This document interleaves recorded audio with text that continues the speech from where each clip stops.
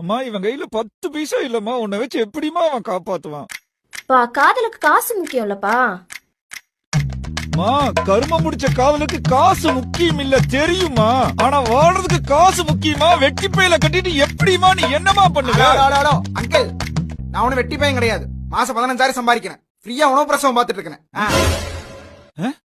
உணவு பிரசவமா? புஜ்ஜு, உங்க அப்பாக்கு எதுவுமே தெரியல நீ புஜ்ஜு. சொல்லு புஜு. Food delivery uncle. சை. மாசம் 15,000த்துல எப்படிடா குடும்பம் நடத்துவ?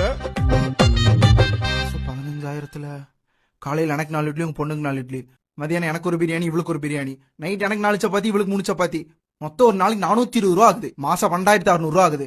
பேலன்ஸ் 2,400 ரூபா இருக்கு அங்கிள். அதுல 1000 ரூபா டீ செலவு போக 1,400 ரூபா வச்சு குடும்பம் நடத்திட்டு போயிட்டே இருப்பாங்க. அதானே.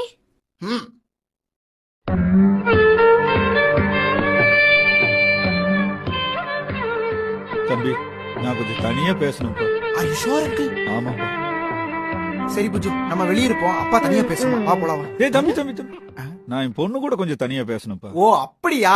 சரி ஓகே அங்கிள், 2 பேரும் தனியா பேசிட்டு வாங்க. நான் இங்க வெயிட் பண்றேன். ஓகே.